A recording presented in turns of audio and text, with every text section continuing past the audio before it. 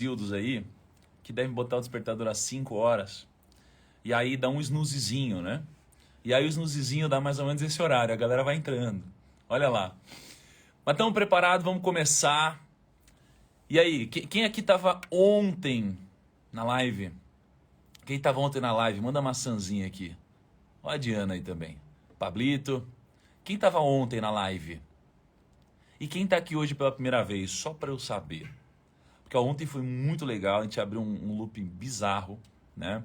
A gente, construiu toda uma história para a gente ancorar a base de tudo que a gente está fazendo, até que a gente chegou num dos grandes pilares nórdicos, que é o pilar do sacrifício, né?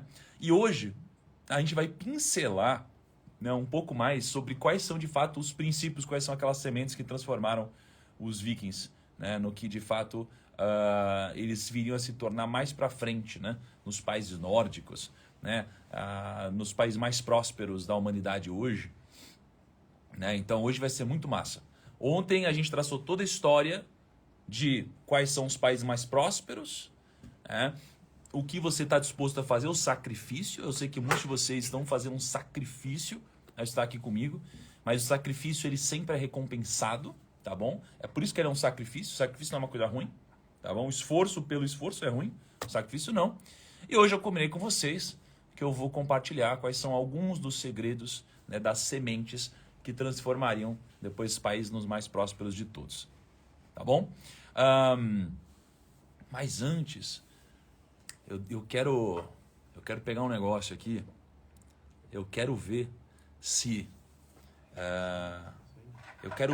o presente que eu trouxe para hoje, se a surpresa que eu trouxe para hoje, ela vai fazer sentido para vocês. Né? Vamos ver se vai fazer sentido para vocês a surpresa que eu trouxe. Deixa eu ver aqui.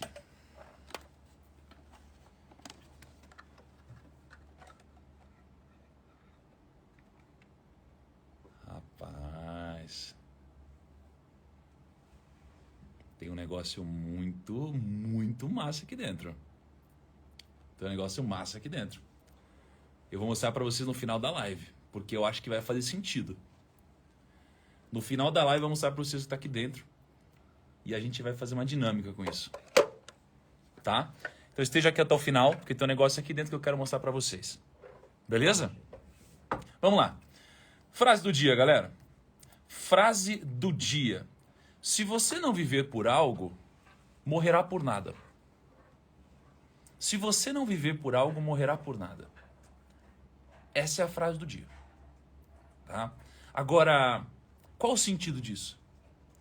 E o sentido disso, a gente vai pincelar ao longo da live. E você vai ver que essa frase vai te dar sentido também. E aí depois a gente vai chegar ao que tem dentro da caixa para ilustrar um pouco de tudo que a gente vai falar hoje. Tá bom? Então vamos lá. Na mitologia nórdica, né, existia, né, quase que o céu deles, digamos assim. Vou traçar uma analogia para ficar mais simples, né? Quase que o céu deles, que eles chamavam de Valhalla, né? Então, quando você assiste Vikings, por exemplo, ou você vê Assassin's Creed Valhalla, ou qualquer coisa nórdica, eles sempre falam sobre chegar em Valhalla, né? Valhalla é o grande objetivo deles. Valhalla, você vê, por exemplo, várias cenas, né, no Vikings ou em histórias Vikings, e eles sempre estão falando de chegar em Valhalla. Então eles morrem geralmente diferente, tá?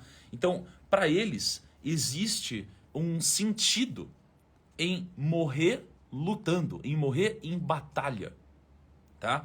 Então, para eles, a única forma de eles chegarem em Valhalla, chegarem no céu deles, é em batalha. Porque você morrer em batalha significa morrer de forma honrada para eles, tá? Então, aqueles que não morressem em batalha, ou seja, aqueles que não estivessem vivendo por sua honra, eles não iriam para Valhalla. Eles iriam para o oposto disso, tá? Eles iriam para o oposto disso, um lugar onde eles seriam punidos, tá? E eles iriam ficar inertes e deprimidos. Então, aqui, a gente tem uma alusão de um princípio que a gente tira por trás, que é o seguinte: eles não queriam morrer por nada, né? Eles não queriam morrer sem sentido, eles não queriam que a vida deles não tivesse nenhum sentido. Tá? Então veja que a diferença aqui para a religião católica, por exemplo, e para eles, é porque na religião católica você tem aqui o céu e o inferno, né, com base para o que é bem e o que é mal. E para eles, né, você tinha Valhalla e Hell, que é uma ilusão a você morrer fazendo algo honroso ou não. Então é muito parecido, mas a diferença para eles é que se você não morrer por alguma coisa que te honre, você morreu em vão. Né? Então aqui qual que é o ponto? O ponto é, cara, tem que ter algum motivo pelo qual você faz as suas coisas hoje. Né? Então, se você trabalha, se você está viajando, se você está aqui de manhã agora, se você vai ser daqui, vai para academia, se você vai daqui, você vai ler um livro, tudo que você faz precisa ter algum motivo pelo que você faz. Só que o que eu percebo é que na maioria das vezes a gente não faz algo por algum motivo honroso. Isso daqui tira sentido das coisas. E se você não dá um sentido das coisas, qual é de fato o sentido pelo qual você está fazendo o que você faz hoje? Então a gente está aqui na live agora, eu sei que tem muita gente num momento de reflexão muito grande, um momento de virada. Mas, cara, qual o sentido da sua vida? Tem algum sentido da sua vida? O que você vai fazer logo depois da live, o que você vai fazer no dia inteiro, tem algum sentido para você? Então você vai passar o dia trabalhando. Pô, esse lugar que você trabalha faz sentido para você? Dá sentido para sua vida? Porque se você não fizer algo honroso, não tem sentido nenhum o que você está fazendo. Tá? Então, essa é a reflexão da frase do dia. Se você não viver por alguma coisa, você vai morrer por nada. Então, sua vida inteira vai ter sido em vão. O problema é que às vezes você vai perceber isso muito, muito lá para frente. Talvez seja tarde demais. Tá? Então, não perca tempo para você tomar decisões na sua vida. Tome decisões. Decisões que podem mudar a sua vida e te colocar no caminho que você busca. Né? Ou, pelo menos, buscar um caminho para você trilhar de fato. Tá? E aí, eu vou fazer 4 perguntas para vocês. Eu quero que vocês respondam aqui embaixo, porque elas têm conexão com os 4 princípios que eu vou te apresentar hoje. Primeira pergunta. De 0 a 10, o quão seguro você é para tomar grandes decisões? Coloca aqui nos comentários. De 0 a 10, o quão seguro você é para tomar grandes decisões? Né? Então coloca aí, de 0 a 10 para tomar grandes decisões. Essa pergunta tem uma resposta. Essa resposta é um princípio viking. Todas as perguntas têm uma resposta. Tá? Tem a Dai falou, já tem o sentido para minha vida. Puta, animal. É isso? Nem todos têm. O grande desafio é esse. Depois, de 0 a 10, o quão satisfeito e realizado você está com o seu trabalho. Trabalho, estou falando do lado profissional. De 0 a 10. O quanto você está satisfeito com o seu lado profissional de 0 a 10. Terceira pergunta. De 0 a 10, o quão satisfeito você está com o tanto que você investe? A resposta também tem na chave um princípio viking. Já já eu vou te trazer. E por fim, de 0 a 10, o quão frequente você dá desculpas para coisas que você não faz? Então, essas 4 perguntas são importantes porque elas vão ancorar esses 4 princípios que eu trouxe para você hoje. Então, quando a gente estava estudando sobre mitologia nórdica e a gente começou a se aprofundar em histórias vikings, em princípios vikings, a gente basicamente foi juntando vários conceitos e a gente chegou à conclusão que existem 16 princípios vikings. Existem 16 princípios vikings que, na minha concepção, estão conectados à prosperidade de alguma forma. Tá? Então a gente tem esses 16 princípios aqui. Só que o que a gente fez? A gente separou 4 que eu acho que são os mais conectados e os mais diferentes aqui. Tá? E que eu acho que podem te ajudar mais do que todos os outros. Tá? Então o primeiro deles é Rokeuta. Né? Se alguém puder me ajudar a escrever aqui, ó, Rokeuta. Qual que é o princípio de Rokeuta? Rokeuta é o princípio da coragem. Tá? E aí você olha para coragem e fala, pô, mas coragem, que princípio besta. Calma aí. Nunca esqueça que o sucesso ele é simples, né? O óbvio. Né? O que dá resultado é o óbvio, não é o não óbvio. A dificuldade é você agir. E quando a gente está falando de coragem, né, os vikings levam muito a sério isso. Então eles têm muitas histórias que ilustram isso. Talvez a história mais tradicional né, que exista na mitologia nórdica, e aí eu trago para a nossa vida aqui depois, é o seguinte. Você tem Loki, né? Loki, que era o deus da enganação, né? Você já deve ter assistido no Avengers, alguma coisa assim. Você tem o Loki, ele sempre está enganando todo mundo, sacaneando todo mundo, faz você acreditar nele, depois ele passa a perna em você, né? O Loki, ele tinha um filho, que era o Fenrir. Fenrir era um lobo grandão, assim, né? No Game of Thrones, né? Tem até uma alusão a isso. Então ele tinha um lobo muito grande e ele não parava de crescer. Ele representava uma ameaça na população, tinha uma ameaça, e aí os deuses precisavam conter esse lobo, né? E aí eles começaram a criar algemas, né? E ele sempre quebrava as algemas. Ele não conseguia, aliás, ele sempre estava livre, e os deuses não conseguiam travar, né, de alguma forma o lobo. E aí o que aconteceu foi que eles construíram uma algema muito forte, foram os anões que construíram essa algema, e aí fizeram um pacto com o Fenrir. O Fenrir, ele ia testar essa algema feita pelos anões, mas o preço disso era que um outro deus, que era o Tyr, iria botar a mão na boca do lobo. Então o lobo só ia ficar com as algemas se esse outro deus ficasse aqui com a mão na boca dele. O Tyr ficou com a mão na boca do lobo. O que o lobo fez? Ele não conseguiu soltar das algemas e ele mordeu e arrancou a mão do Tyr. Tá? Então essa história que traz é uma história lúdica, né? Mas traz uma lição importante pra gente. A lição, olha que interessante, ó, o Tyr, ele foi o único que teve a coragem, o único dos deuses que teve a coragem de botar a mão ali na boca do lobo. E ele sacrificou o seu próprio braço em prol da esperança de salvar os deuses do Ragnarok, que depois eu explico o que é, tá? Então, o que é importante aqui? A coragem que ele teve para realizar um grande feito. Então, presta atenção nessa frase aqui, ó. Anota essa frase, que essa frase ela é muito importante para mim. Foi uma das que me marcou quando a gente estava preparando a live de hoje, ó. É sempre preferível morrer de pé a viver de joelhos. Sacou? É sempre preferível pagar o preço da coragem do que as consequências da covardia. É sempre preferível pagar o preço da coragem do que as consequências da covardia. E eu tenho certeza que na sua vida tem momentos que você prefere conviver com a covardia do que tomar uma atitude corajosa com a possibilidade de colher um prêmio maior, né? Então, no nosso mundo, o que acontece? Qual que é um dos motivos que me trouxeram esse pouco de resultado que eu tenho hoje? A coragem. Por quê? Porque o covarde não toma risco, velho. Vocês conhecem alguém que é covarde? A pessoa que é covarde, ela não toma risco. Então, a pessoa que é covarde, ela, por exemplo, não empreende. A pessoa que é covarde, ela não toma decisões importantes. Porque ela tem medo. Ela é covarde, ela prefere ficar com a consequência da covardia, né?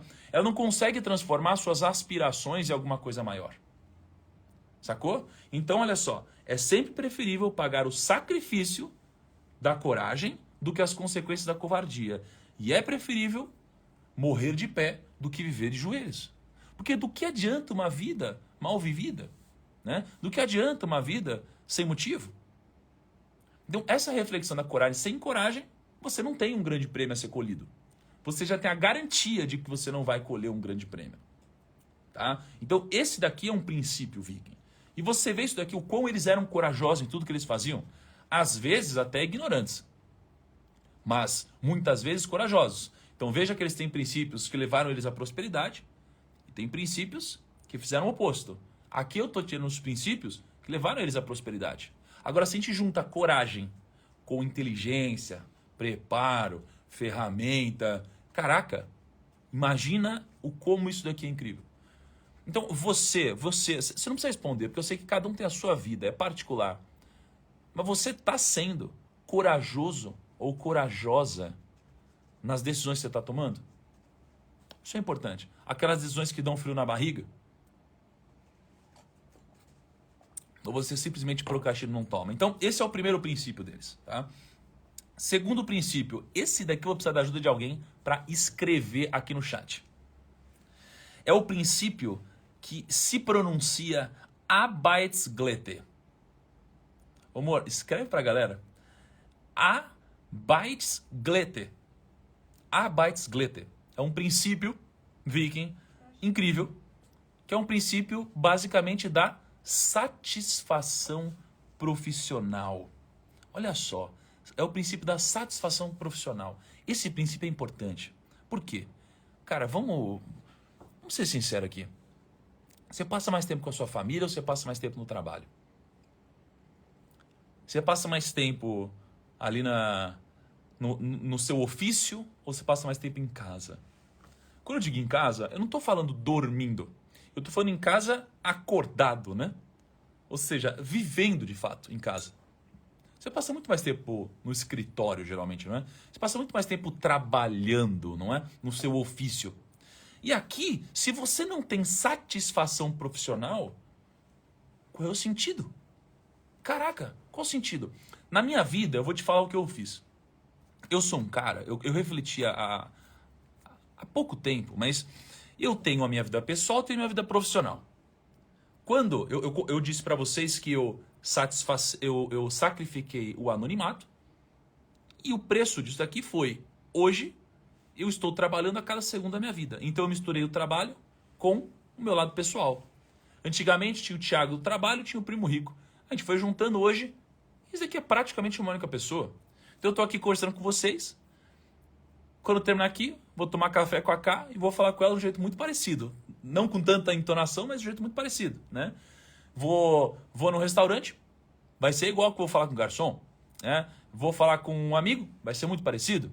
Então hoje eu sou a mesma coisa, mas eu sinto uma satisfação tremenda no meu trabalho. Satisfação não significa que você não sofre, não significa que você não demanda esforço, mas não é uma satisfação incrível. Mas o ponto aqui é que se você não encontrar algo que te dê satisfação profissional ou que te dê Arbeitsglätte, se você não encontrar algo que te dê satisfação, não tem sentido pra você. Caralho, eu tô vendo um monte de gente de escritório aqui, falando, porra, minha vida é o trabalho, meus amigos são do escritório e tal. Do caralho. Eu sei vocês que estão falando aí, eu sei que vocês são apaixonados pelo trabalho de vocês, eu também sou. E isso daqui é animal.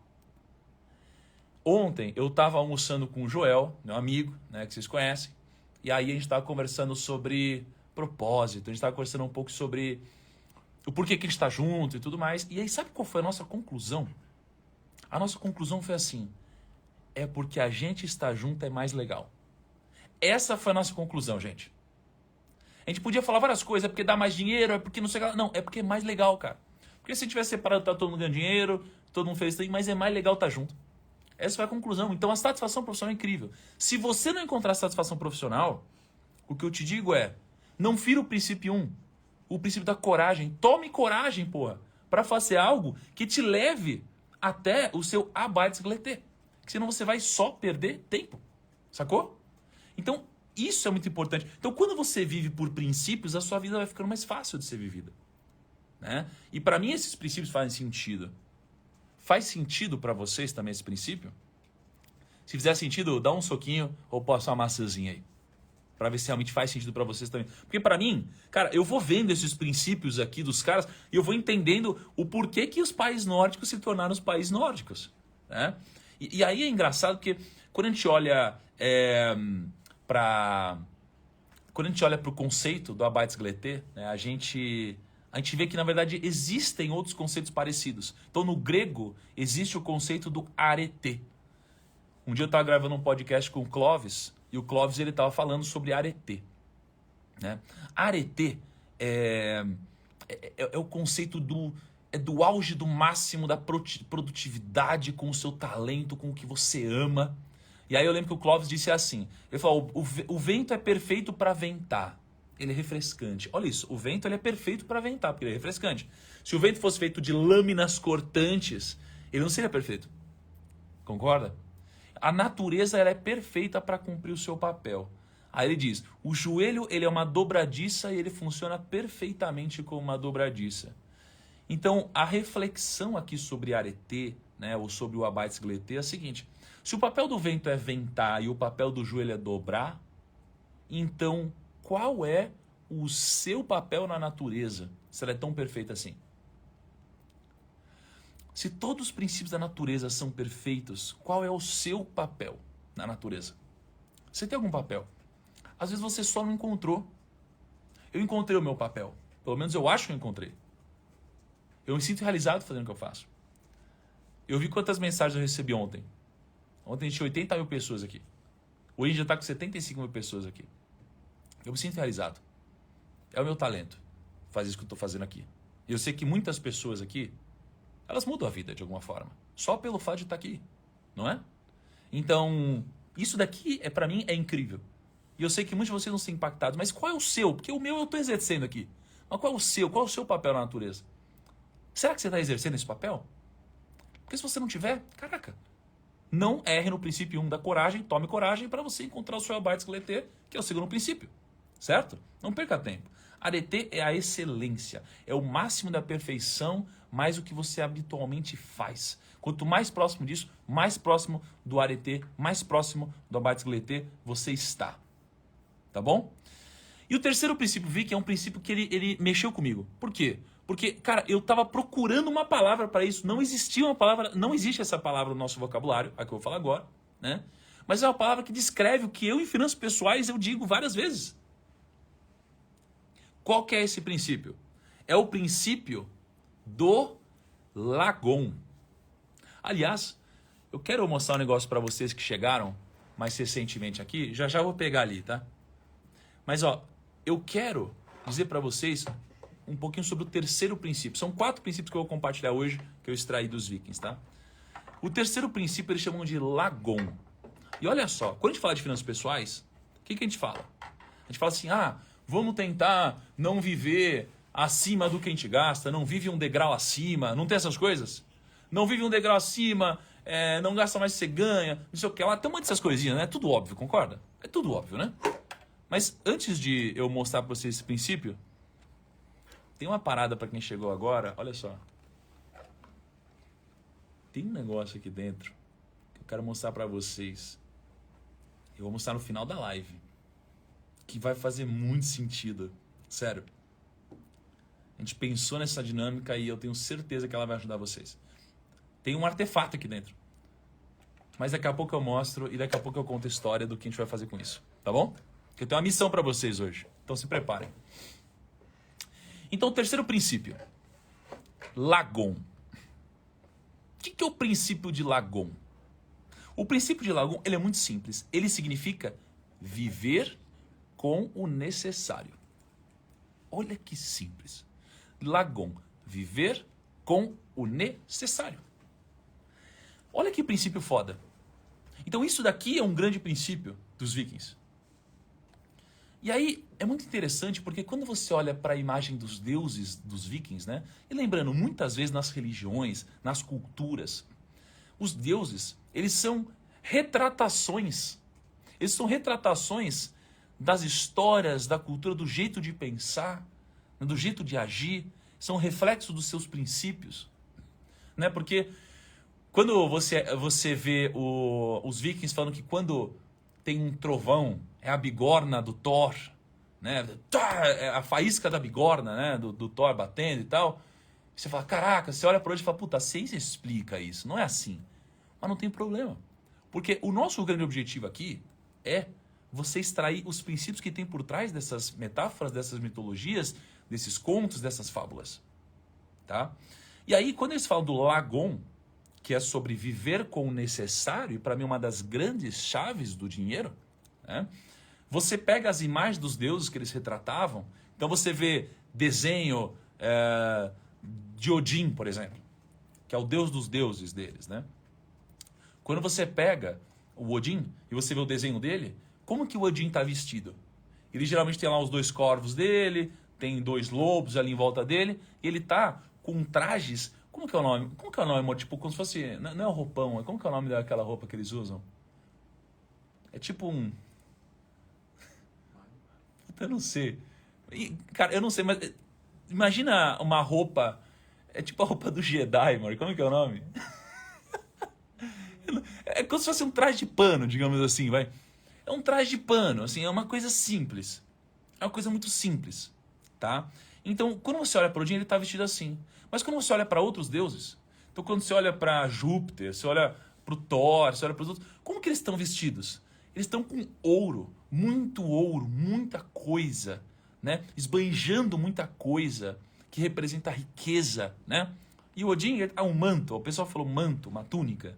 O Lucão, tinha que ser o Lucão para falar dos trajes de Star Wars, né? Então, o Odin usava um manto, uma túnica, uma coisa simples, uma coisa mundana. Então você vê retratando aqui a simplicidade disso, é o viver com o que precisa, tá? O Lagon é você viver com o necessário. Só que a gente não pode confundir aqui o seguinte, quando a gente fala viver com o necessário, e aí tem um erro que as pessoas cometem, tá?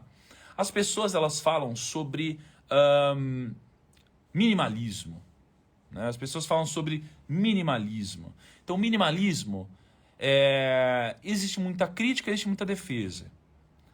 Só que para mim tem muita gente que considerou um outro termo depois, que é o essencialismo, que é você ver só com o que você precisa e tal, né? Só com o que é importante, o que faz sentido para você. Só que veja que já existia, desde antes disso, o conceito de Lagon. E o conceito de Lagon, que existe há tanto tempo, ele é muito importante para te guiar, mas não confunda viver com o que você precisa, ou seja, ter só o que você precisa, com ter o que você precisa para viver. As pessoas confundem, né? Sobreviver e viver. Se você só tiver o dinheiro necessário para você sobreviver, qual é o sentido, velho? Qual é o sentido de você ter só o que você precisa para sobreviver? Isso daqui não é liberdade de fato, isso aqui não é abundância de fato. Agora, o que você precisa é ter o suficiente para viver. Para mim, essa é a chave do Lagon. Então, o conceito Lagon, que é um termo sueco, né, é você viver com o necessário. Agora, quando você fala viver com o necessário, é muito diferente você falar viver com o necessário para sobreviver e viver com o necessário para viver. Porque é isso que te dá sentido. Se você não vive com o necessário para viver, a sua vida não tem sentido. Ok? Você não vive, você sobrevive. Tá? E aí, o quarto princípio, antes de entrar na dinâmica muito importante aqui, que é o que tem dentro do baú, que eu quero compartilhar com vocês. Tá? O quarto princípio é o SISU. SISU. SISU significa fazer o que precisa ser feito. Né? Fazer o que precisa ser feito. E aí, olha que interessante. Eu leio Provérbios, né, na Bíblia, porra, pra caramba. Né? Quase todo dia eu leio Provérbios. Para mim, a principal chave que tem dentro de Provérbios é a chave da sensatez. Sensatez é um conceito simples. Sensatez é você fazer o que precisa ser feito. É fazer o que você já sabe que precisa ser feito.